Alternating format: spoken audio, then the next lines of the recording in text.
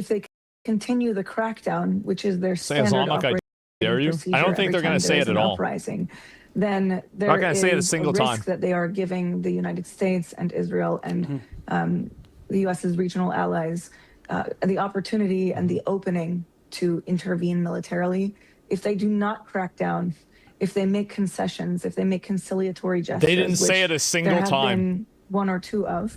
The risk to them is that the protesters see it as a sign that they should keep pushing, which is what happened in 1978. So they are kind of stuck between a rock and a hard place right now. If they do, you will admit you're retarded? Well, it sure seems like it didn't matter because it didn't happen. Yep, there it is. And nobody's saying, and you have somebody saying the BBC is less biased than any of your American slop? Sure, I think that's probably true. Yeah, wow, they're better than Fox News and CNN. Oh, wow, that's amazing. Wow, that's so good. Good job. I'm not going to speak on Iranians because I'm not Iranian, but I am part of the Free Palestine crowd. So I will tell you why I personally don't align with the mainstream Free Iran Woman Life Freedom movement, and that's because it is rooted in Islamophobic, pro-colonial... Oh boy. ...regime change that doesn't actually serve the interest of the Iranian people. They sure seem hey, I'm not going to talk about Iranian people. By the way, this isn't going to serve their interests, even though they're out there protesting for it. Let me put it on the record that just because I'm Muslim doesn't mean that I support the Islamic regime of Iran. Nobody said that. That they're one of the few governments in the world that does have the backbone to stand up to Israel and America. Yes. Does that mean that I support the backbone to stand up to Israel and America? You mean like whenever they get bombed and then they don't do anything after that and then they kill their own people? It seems like the only thing that they really have the backbone to do is to kill their own civilians. Iran's really good at killing their own civilians. Their oppressive policies, forcing women to wear hijab, sending morality police to beat up those who don't. Absolutely not. Yes, hijab is obligatory in Islam, but not by the force of random men in power. Committing murder... So the problem is not the fact that they have to wear a hijab, it's who's telling them to do it? Is a bigger sin than not wearing hijab, and the Iranian regime have done that, so I'm not going to stand here and say that I support everything they do just because I'm a hijabi Muslim woman. I'm of the standing that Iranians, regardless of where they sit on the political spectrum, should democratically elect their leaders and have the power to choose their representatives. Not Israel, not America, not us. I think that people like this are intentionally trying to muddy the waters and make the Iranian Revolution seem like it's synonymous with America or Israel. I think that's what they're doing. But truthfully, this whole thing goes... This is exactly what I was saying. Well beyond just, I want the freedom to show my legs and not wear hijab.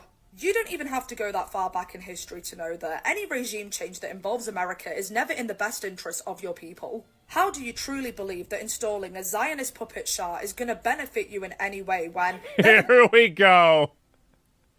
Very same people that crippled your economy in the first place by placing you under decades of sanctions so that your economy could plunder. Please look at your neighbors. Well, if the economy was already under sanctions, then why were they sending money to terrorist groups? I mean, if the government of Iran really cared about the people there, then why were they not taking the remaining amount of money that they had and instead of investing it on terrorist groups that destabilized the region, they instead invested it in their own people? Oh, wow. In Afghanistan, and then tell me that American intervention will work out in your best interests. You're literally liking Islamophobic Hasbara propaganda. Oh my God. It's just that people in the West don't care about the Middle East. They care about hating Jews. Oh my God. Hasbara propaganda. Comments about all we know is hating Jews.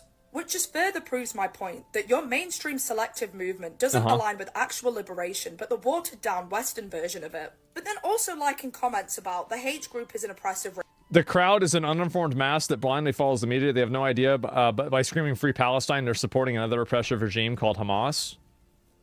Well, what's she saying about this? But then also liking comments about the hate group is an oppressive regime. Girl, they're orphans fighting for their right to live on their indigenous land. The orphans fighting for their right to live on their indigenous land? By what? Raping prisoners and then killing their own people who disagree with them? They're terrorists. She's literally running defense for Hamas. Like, you can be against Israel and be against Hamas at the same time. You don't have to pick one or the other. In fact, you see them as dangerous for fighting for their freedoms, but can justify it when fighting for their freedoms. The freedom of what? To rape and kill people? Oh my God. Iranians are trying to do the same tells me everything I need to know about you. Iran is a Muslim country, and like most Muslim countries... No, it's not. It's forced Muslim because the government kills people that aren't. Like, it's just... Oh, man. What's wrong with you? It's just complete, total propaganda. She's just going out there and lying. They are not secular. In fact, they use... No, that's not the only two options. Islamic and secular are not the only two options. ...religion to govern their countries via the Sharia.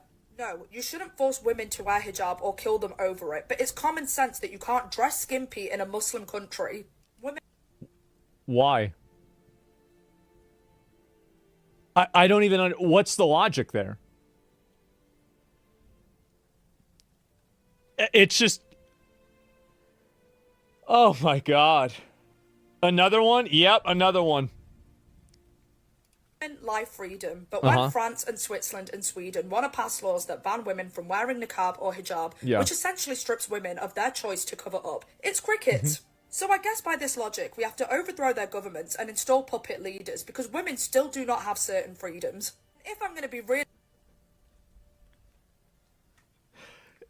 No, because they're not Islamic countries. You don't get to go around and force your ideology everywhere in the world. Honest, a lot of this is just stemmed in the Western feminist idea of tying liberation and freedom to wanting to walk out naked. No thought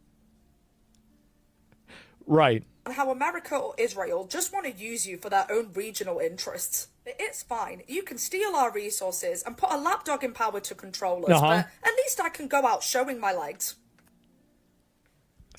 Jesus Christ. Yep, there you go. Just a piece of shit. I know, it's nuts. And as a man, I wish this were true here. Yeah, I guess so. That's Muslim extremist world domination coming out. Yeah.